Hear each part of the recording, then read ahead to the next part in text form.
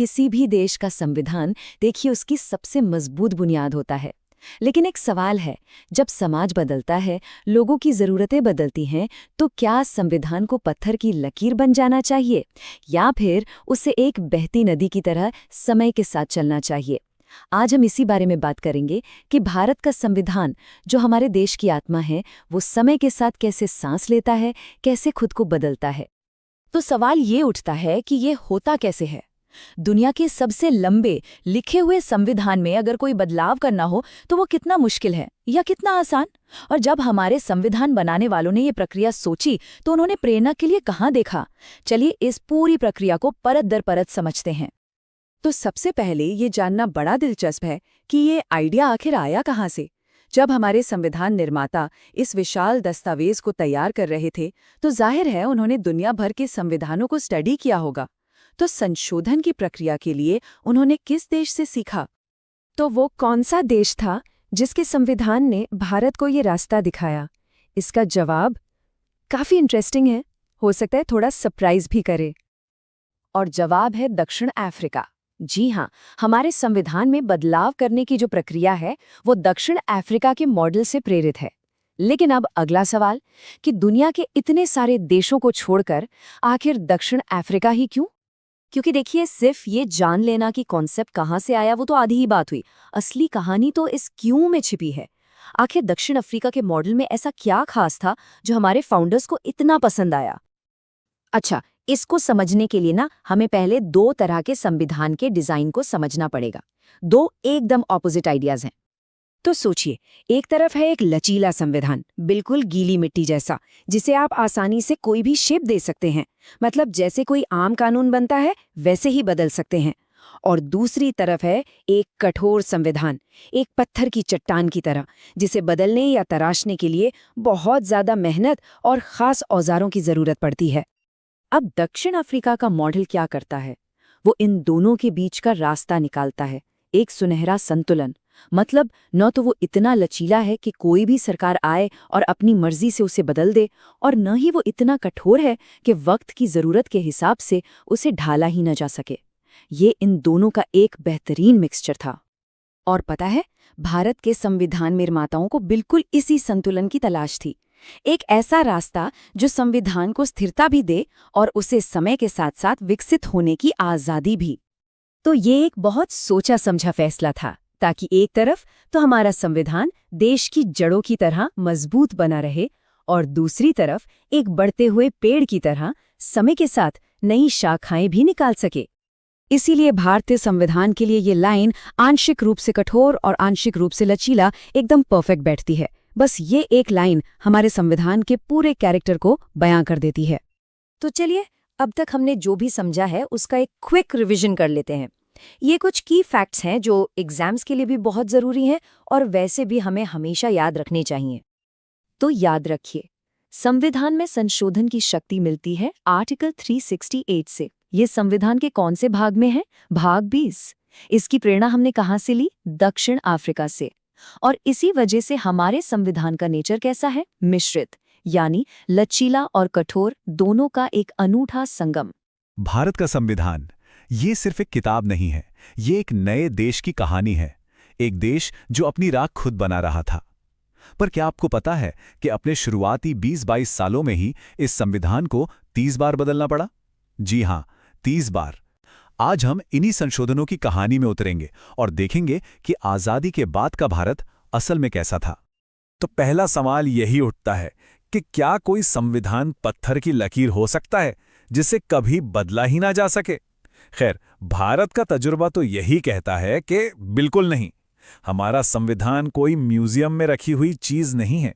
ये एक जिंदा दस्तावेज है जो देश के साथ साथ सांस लेता है, बढ़ता है और जरूरत पड़ने पर खुद को बदलता भी है। और ये जो बदलाव थे ना, मतलब 1951 से 1972 के बीच 30 संशोधन, ये कोई मामूली बात नहीं थी। ये सिर्फ कुछ कानून के शब्द नहीं बदले जा रहे थे। ये तो उस नए नए देश की धड़कन थी। उसकी जरूरतें, उसकी चुनौतियां, उसके सपने, सब कुछ इन बदलावों में दिखाई देता है। सच कहूं तो हर एक संशोधन अपने आप में एक पूरा चैप्टर है जो हमें बताता है कि उस वक्त भारत किन हालात से गुजर रहा था। तो चलिए पहला चैप्टर खोलते हैं और वो है भारत के नक्शे का। आज हम जो इंडिया का मैप देखते हैं, आपको क्या लगता है ये हमेशा से ऐसा ही था? नहीं। तो आइए देखते हैं कि कैसे इन संशोधनों ने सिर्फ कानून की किताबें ही नहीं, बल्कि सचमुच में देश का नक्शा ही बदल कर रख दिया। जरा इस टाइमलाइन पर नजर डालिए, आपको अंदाजा लगेगा कि बदलाव कितनी तेजी से हो रहे थे। 1956 में भाषा के आधार पर पूरे देश के राज्यों को फिर से बनाया गया, एक बहुत बड़ा कदम था ये। फिर 1961 आते आते गोवा, दमन और दीव भारत का हिस्सा बने। अगले ही साल 1962 में नागालैंड को एक स्पेशल स्टेटस मिला। फिर 1966 में पंजाब को रीऑर्गेनाइज किया गया और हरियाणा एक नया राज्य बना। और 1971 में मेघालय का जन्म हुआ। मतलब देश लगातार अपनी शक्ल ले रहा था, खुद को गढ़ रहा था। तो ये सब हुआ कैसे? देखिए, ये सिर्फ नक्शे पर लाइनें खींचना नहीं था, इसके पीछे ठोस कानूनी कदम थे। जैसे 7वें संशोधन ने अंग्रेजों के जमाने की वो ABC कैटेगरी वाली स्टेट्स की व्यवस्था ही खत्म कर दी। फिर 10वें और 12वें संशोधन के जरिए पुर्तगालियों के कब्जे वाले इलाकों को कानूनी तौर पर भारत में शामिल किया गया। 13वें संशोधन ने नागालैंड की जो अलग पहचान थी उसे सम्मान देते हुए आर्टिकल 371A के तहत खास अधिकार दिए। इसी तरह 14वें संशोधन से पुडुचेरी यूनियन टेरिटरी बना और 18वें और 22वें से हरियाणा और मेघालय जैसे नए राज्य वजूद में आए। कुल मिलाकर ये सारी कवायद भारत की इतनी सारी विविधताओं को एक मजबूत यूनियन में जोड़ने की थी। अच्छा, अब आते हैं उस दौर के सबसे बड़े और शायद सबसे ज्यादा बहस वाले मुद्दे पर, और वो था संपत्ति का अधिकार। ये एक जबरदस्त वैचारिक लड़ाई थी। एक तरफ था एक व्यक्ति का अपनी जमीन, अपनी प्रॉपर्टी पर अधिकार, और दूसरी तरफ थी सरकार, जिसके समाजवादी लक्ष्य थे, जैसे जमींदारी को खत्म करना और भूमि सुधार लागू करना। तो टकराव होना तो लाजमी था। और इस टकराव का नतीजा संशोधनों की एक पूरी सीरीज के रूप में सामने आया। आप एक पैटर्न देखिए।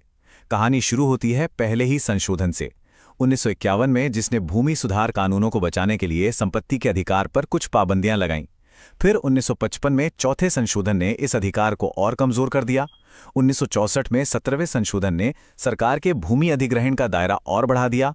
और फिर 1971 में 25वें संशोधन ने तो संपत्ति के अधिकार को एक मौलिक अधिकार के तौर पर बहुत ही ज्यादा कमजोर कर दिया। तो आप देख रहे हैं, हर कदम सरकार को ज्यादा ताकत दे रहा था और व्यक्तिगत संपत्ति के अधिकार को सीमित कर रहा था। अब सवाल यह है कि सरकार अपने इन भूमि सुधार कानूनों को अदालतों की चुनौती से बचा कैसे रही थी, क्योंकि लोग तो कोर्ट जा रहे थे। यहीं पर एंट्री होती है एक बहुत ही खास चीज की, 9वीं अनुसूची यानी 9th शेड्यूल। ये पहले संशोधन के साथ ही लाई गई थी। आप इसे एक तरह का कानूनी सुरक्षा कवच समझ सकते हैं। सरकार जिस भी कानून को इस लिस्ट में डाल देती, उसे कोर्ट में इस आधार पर चुनौती नहीं दी जा सकती थी कि वो मौलिक अधिकारों का उल्लंघन कर रहा है। ये विधायिका और न्यायपालिका के बीच पावर बैलेंस को बदलने वाला एक बहुत बड़ा कदम था। और यहीं से हम पहुंचते हैं अपने अगले बड़े टॉपिक पर, सत्ता का असली संघर्ष। फाइनल बॉस कौन? संविधान की व्याख्या करने वाली सुप्रीम कोर्ट या फिर लोगों के वोटों से चुनकर आई संसद, जिसे संविधान बदलने का अधिकार था? ये सवाल उस दौर की राजनीति के केंद्र में था। संसद का स्टैंड बिल्कुल क्लियर था। उनका मानना था कि हम जनता के चुने हुए प्रतिनिधि हैं, इसलिए संविधान के किसी भी हिस्से को बदलने का हक हमारा है, जिसमें मौलिक अधिकार यानी फंडामेंटल राइट्स भी शामिल हैं। सोचिए ये कितनी बड़ी बात थी। मतलब वो अधिकार भी जो हर नागरिक की बुनियाद माने जाते हैं, संसद उन्हें भी बदल सकती है। और इसी सोच का नतीजा था 1971 का 24वां संशोधन। ये एक तरह से संसद का ऐलान था। इसने साफ साफ कह दिया कि संसद के पास संविधान में संशोधन करने की पूरी और असीमित शक्ति है। असल में यह सुप्रीम कोर्ट के एक पुराने फैसले को पलटने के लिए ही लाया गया था, जिसमें कोर्ट ने संसद की शक्ति पर कुछ सीमाएं लगाई थीं। ये संसद की सर्वोच्चता स्थापित करने की एक सीधी कोशिश थी। और ये लड़ाई सिर्फ 24वें संशोधन पर ही नहीं रुकी। देखिए, 26वें संशोधन ने जो पुराने राजे रजवाड़े थे, उनके प्रिवी पर्स यानी विशेष भत्ते खत्म कर दिए। ये भी सुप्रीम कोर्ट के एक फैसले को पलटने के लिए किया गया था। फिर 30वें संशोधन ने सिविल मामलों में सुप्रीम कोर्ट में अपील करने के अधिकार को भी सीमित कर दिया। तो साफ दिख रहा है कि ये सब एक बड़ी रणनीति का हिस्सा था, जिसका मकसद था संसद को सबसे ऊपर स्थापित करना। लेकिन रुकिए, कहानी सिर्फ सत्ता और संपत्ति के टकराव की नहीं है। इन शुरुआती संशोधनों का एक और बहुत जरूरी पहलू था, और वो था एक ऐसा भारत बनाना जो ज्यादा समावेशी हो, ज्यादा न्यायपूर्ण हो, जहां हर किसी को जगह मिले। चलिए कुछ उदाहरण देखते हैं। 8वें और फिर 23वें संशोधन के जरिए अनुसूचित जाति और जनजाति के लिए सीटों के आरक्षण को आगे बढ़ाया गया। 15वें संशोधन ने हाईकोर्ट के जजों की रिटायरमेंट उम्र 60 से बढ़ाकर 62 साल कर दी। फिर 16वें संशोधन ने यह जरूरी कर दिया कि सभी सांसद और विधायक देश की अखंडता की शपथ लेंगे, एक बहुत ही महत्वपूर्ण कदम। और 21वें संशोधन ने सिंधी को 8वीं अनुसूची में शामिल करके भारत की भाषाई विविधता को और मजबूत किया। ये सारे कदम एक ऐसे भारत की तरफ थे जो सबको साथ लेकर चले। और जब 21वें संशोधन के बाद सिंधी भाषा 8वीं अनुसूची में शामिल हुई तो भारत की आधिकारिक भाषाओं की संख्या बढ़कर हो गई 15।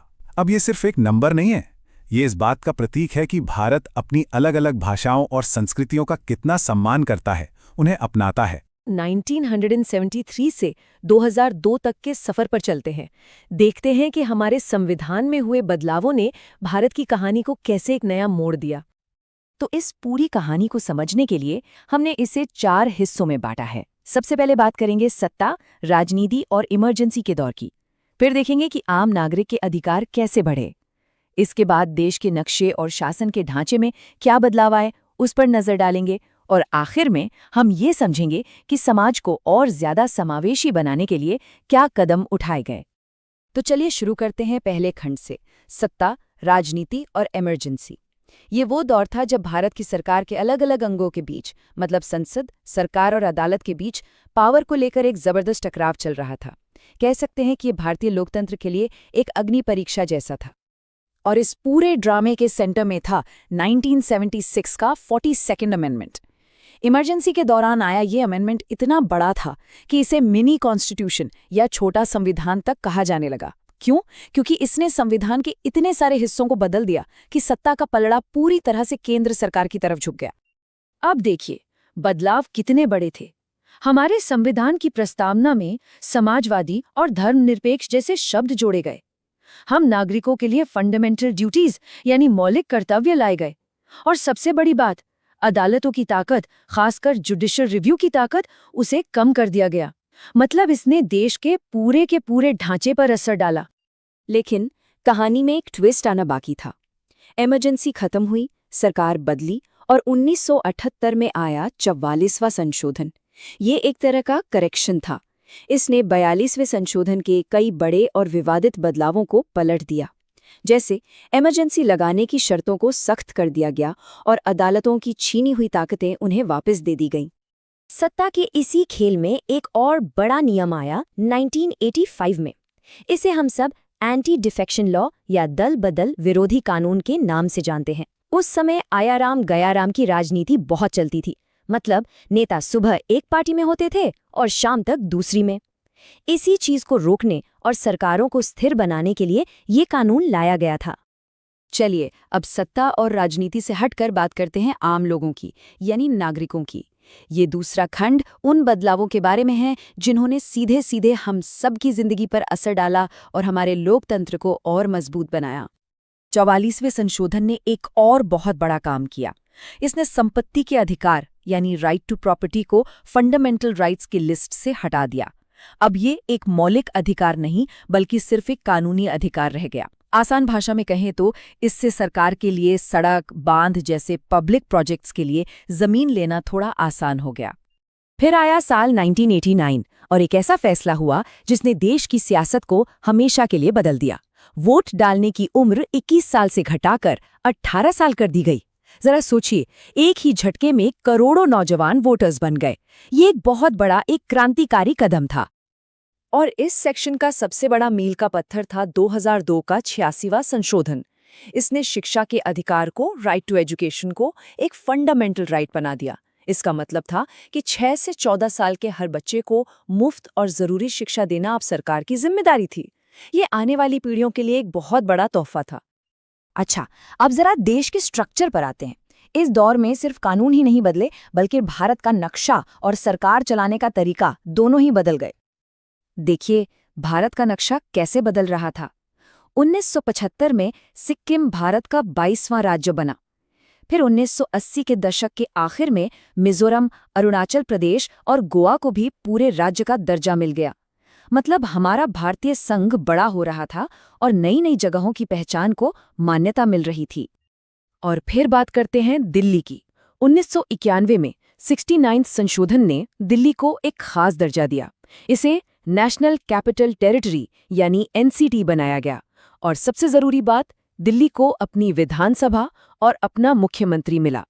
ये दिल्ली के लिए एक बहुत बड़ा बदलाव था। लेकिन शायद सबसे बड़ा स्ट्रक्चरल बदलाव आया 1992 में। 73rd संशोधन ने सत्ता को दिल्ली और राज्यों की राजधानियों से निकालकर सीधा गांवों तक पहुंचा दिया। इसने पंचायती राज को संवैधानिक दर्जा दिया। अब गांव की अपनी सरकारें थीं, जो अपने फैसले खुद ले सकती थीं। ये सच में पावर टू द पीपल था।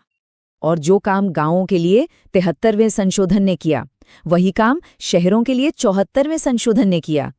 इसने नगरपालिकाओं और म्युनिसिपल कॉरपोरेशंस को संवैधानिक ताकत दी। अब शहर अपने विकास, अपनी साफ सफाई और अपनी प्लानिंग के लिए खुद जिम्मेदार थे। मतलब लोकतंत्र को जमीनी स्तर पर मजबूत किया गया। अब आते हैं हमारे आखिरी और बहुत जरूरी हिस्से पर, एक ऐसा समाज बनाना जिसमें सभी को जगह मिले। ये खंड उन संशोधनों के बारे में है जिनका मकसद था सोशल जस्टिस को बढ़ावा देना और भारत की डाइवर्सिटी का सम्मान करना। इस दौर में एक चीज लगातार होती रही, वो थी अफर्मेटिव एक्शन को लेकर प्रतिबद्धता। संविधान में कई बार संशोधन करके अनुसूचित जाति और जनजातियों के लिए आरक्षण को आगे बढ़ाया गया। ये सिलसिला 1980, 1989, 1999 हर दशक में जारी रहा। और तो और 1995 में प्रमोशन में भी आरक्षण का रास्ता साफ किया गया। और सिर्फ नीतियां ही नहीं बनाई गईं। 1990 में 65th संशोधन के जरिए national commission for SC and ST को एक संवैधानिक संस्था का दर्जा दिया गया। मतलब अब एक ऐसी पावरफुल बॉडी थी जिसका काम ही इन समुदायों के हितों की रक्षा करना था, एक वॉचडॉग की तरह। भारत की खूबसूरती उसकी भाषाओं में भी है ना? इसी विविधता को सम्मान देते हुए 1992 में 71st संशोधन के जरिए कोंकणी, मणिपुरी और नेपाली, इन 3 भाषाओं को संविधान की 8वीं अनुसूची में जोड़ा गया और उन्हें ऑफिशियल लैंग्वेज का दर्जा दिया गया। तो कुल मिलाकर इन 3 दशकों की कहानी क्या कहती है? ये एक जबरदस्त बदलाव की कहानी है। हमने देखा कि कैसे पावर पहले एक जगह सिमटी और फिर उसे बैलेंस किया गया। हमने देखा कि कैसे वोट देने की उम्र कम करके और शिक्षा का अधिकार देकर आम नागरिक को मजबूत किया गया। हमने ये भी देखा कि कैसे देश का ढांचा बदला, पावर गांवों और शहरों तक पहुंची और इन सब के साथ साथ एक बेहतर और समावेशी समाज बनाने की कोशिश चलती रही। और ये बात इस पूरी चर्चा का सार है कि एक संविधान कोई म्यूजियम में रखी हुई चीज नहीं है। ये तो एक जिंदा दस्तावेज है जिसे देश के साथ साथ सांस लेनी पड़ती है, बदलना पड़ता है। तो ये तो थी 1973 से 2002 तक की कहानी, पर संविधान का सफर तो कभी रुकता नहीं। ये हमें एक बड़े सवाल के साथ छोड़ जाता है। वाकई एक बड़ा सवाल है ना? सोचिए, एक दस्तावेज जो इतने दशक पहले लिखा गया, वो आज हमारे देश की बदलती जरूरतों को कैसे पूरा कर सकता है? इसका जवाब छिपा है बदलाव में। जी हाँ, लगातार खुद को बदलकर। तो चलिए इसी सफर की पड़ताल करते हैं, देखते हैं कि पिछले 2 दशकों में भारत की कहानी को किन बड़े संवैधानिक संशोधनों ने एक नया आकार दिया है। तो हमारी कहानी का पहला पड़ाव है समानता की खोज, मतलब सोशल जस्टिस। ये एक ऐसे समाज को बनाने की कोशिश की कहानी है जो सबके लिए बराबर हो और ज्यादा न्यायपूर्ण हो। और इस पूरी कोशिश का मकसद क्या था? बस एक ही, कि मौके सबके लिए बराबर हों। अवसर की जो सीढ़ी है उसे इतना लंबा कर दिया जाए कि समाज का हर तबका उस पर आसानी से चढ़ सके और आगे बढ़ पाए। देखिए, ये टाइमलाइन अपने आप में एक पूरी कहानी बयां करती है। ये कहानी है रिजर्वेशन के कॉन्सेप्ट के बदलने की। सफर शुरू होता है 2005 में शिक्षा में ओबीसी आरक्षण से, फिर 2018 में ओबीसी कमीशन को संवैधानिक दर्जा मिलता है, 2019 में आर्थिक आधार पर आरक्षण की बात होती है और फिर 2023 में महिलाओं के राजनीतिक प्रतिनिधित्व का एक ऐतिहासिक कदम उठाया जाता है। साफ दिखता है कि कैसे समानता का दायरा धीरे धीरे लेकिन लगातार बढ़ाया गया। 10%, ये आंकड़ा आया 103वें संशोधन से। इसने आर्थिक रूप से कमजोर वर्गों यानी EWS के लिए 10% आरक्षण की शुरुआत की और ये बहुत बड़ी बात थी, क्योंकि पहली बार आरक्षण का आधार सिर्फ सामाजिक पिछड़ापन नहीं बल्कि आर्थिक स्थिति को भी बनाया गया। और फिर आता है ये नंबर 33%। ये 106वें संशोधन का वो ऐतिहासिक आंकड़ा है जिसने लोकसभा और राज्य विधानसभाओं में महिलाओं के लिए 1/3 सीटों को आरक्षित कर दिया। कह सकते हैं कि ये भारत की राजनीति में जेंडर इक्वालिटी की तस्वीर को पूरी तरह से बदलने वाला एक क्रांतिकारी कदम है। लेकिन बात यहीं पर खत्म नहीं होती। इसी दौर में एससीज और एसटीज के लिए अलग अलग नेशनल कमीशन बनाए गए। उनके लिए आरक्षण की समय सीमा को भी बढ़ाया गया और एक और बहुत ज़रूरी बदलाव हुआ। राज्यों को अपनी ओबीसी लिस्ट बनाने की ताकत वापस दी गई। इसका मतलब ये था कि राज्य अपनी ज़मीनी हकीकत के हिसाब से नीतियां बना सकते थे। तो ये सारे कदम असल में सामाजिक न्याय की जड़ों को और गहरा करने की कोशिश थे। तो ये तो हुई सामाजिक न्याय की बात। अब जरा आगे बढ़ते हैं और देखते हैं कि सरकार और राजनीति की मशीनरी में यानी गवर्नेंस के नियमों में क्या कुछ बदला गया। यहाँ हम उन बदलावों की बात करने वाले हैं जिन्होंने सीधे सीधे पावर के स्ट्रक्चर को ही बदल दिया, पार्टी के अनुशासन से लेकर जजों की नियुक्ति जैसे बड़े सवालों तक। 99वां संशोधन ये एक बहुत बड़े टकराव की कहानी है। इसने जजों की नियुक्ति के लिए जो मौजूदा कोलिजियम सिस्टम था, मतलब जहां सीनियर जज ही दूसरे जजों को चुनते हैं, उसे बदलने की कोशिश की। प्रस्ताव था एक नेशनल जुडिशियल अपॉइंटमेंट्स कमीशन यानी NJAC बनाने का। मकसद था कि इस प्रक्रिया को और पारदर्शी बनाया जाए। लेकिन सुप्रीम कोर्ट ने इसे न्यायपालिका की आज़ादी पर एक तरह का हमला माना और इसे असंवैधानिक घोषित कर दिया। तो ये एक बड़ा प्रयास था जो सफल नहीं हो पाया। पॉलिटिकल स्टेबिलिटी के लिए भी कुछ जरूरी नियम बनाए गए। जैसे 91वें संशोधन ने 2 बड़े काम किए। एक तो इसने मंत्रियों की संख्या तय कर दी कि वो बहुत ज्यादा नहीं हो सकते, और दूसरा इसने आयाराम गयाराम वाली राजनीति यानी दल बदल को और मुश्किल बना दिया। इसी तरह 104वें संशोधन ने एंग्लो इंडियन समुदाय के लिए जो नॉमिनेटेड सीटें होती थी उस प्रावधान को खत्म कर दिया। चलिए अब बात करते हैं भारत के फेडरल स्ट्रक्चर की, मतलब केंद्र और राज्यों के बीच के रिश्ते और कैसे हमारा संविधान अलग अलग क्षेत्रीय पहचानों और सीमाओं को संभालता है। ये सारे बदलाव दिखाते हैं कि संविधान भारत की जबरदस्त डाइवर्सिटी को कैसे अपने अंदर समेटता है। आप देखिए, 92वें संशोधन ने बोडो, डोगरी, मैथिली और संथाली जैसी भाषाओं को 8वीं अनुसूची में जगह दी। वहीं 100वें संशोधन ने भारत बांग्लादेश के बीच दशकों से चला आ रहा सीमा विवाद सुलझाया। कुछ इलाकों के लिए विशेष प्रावधान भी किए गए। इन सब का एक ही मकसद था, क्षेत्रीय आकांक्षाओं का सम्मान करना और साथ ही देश की एकता को और मजबूत बनाना। और अब आते हैं इस दौर के शायद सबसे बड़े, सबसे चर्चित आर्थिक बदलाव पर, वस्तु एवं सेवा कर यानी GST। तो आखिर ये GST है क्या चीज़? देखिए, आसान भाषा में समझें तो ये एक देश एक टैक्स का आइडिया है। इसने केंद्र और राज्यों के ढेरों अलग अलग टैक्सों के जाल को हटाकर एक सिंगल यूनिफाइड टैक्स सिस्टम बनाया। 101वें संशोधन का मकसद था पूरे भारत को एक कॉमन मार्केट बनाना, जिससे बिजनेस करना पहले से ज़्यादा आसान हो जाए। और ये एक ऐसा उदाहरण है जो दिखाता है कि कैसे एक संवैधानिक संशोधन सिर्फ कानून की किताबों तक सीमित नहीं रहता, ये ज़मीन पर उतरकर हम सबकी ज़िंदगी बदल सकता है। GST ने भारत में व्यापार करने के तरीके से लेकर हमारे खरीदने बेचने तक हर चीज़ पर बहुत गहरा असर डाला है। तो ये थी पिछले 20 सालों की संवैधानिक यात्रा, एक के बाद एक कई बड़े बदलाव। लेकिन सवाल ये है कि इन सब से हमें सीखने को क्या मिलता है और ये आने वाले वक्त के बारे में क्या इशारा करते हैं। चलिए अब इस पर एक नज़र डालते हैं।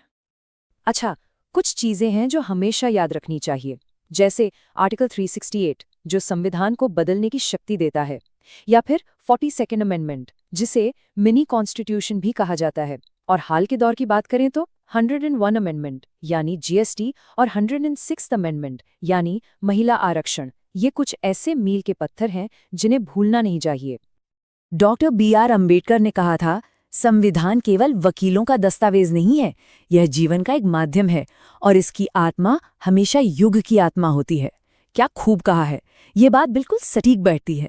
हमारा संविधान कोई पत्थर की लकीर नहीं है, बल्कि एक जिंदा दस्तावेज है, एक ऐसा माध्यम जो देश के साथ साथ चलता है, सांस लेता है और वक्त के साथ खुद को बदलता है। और इसी विचार के साथ हम आज की बात खत्म करते हैं। अगर संविधान हमारे समाज का आईना है तो जाहिर है कि जैसे जैसे समाज बदलेगा, आईने में दिखने वाली तस्वीर भी बदलेगी।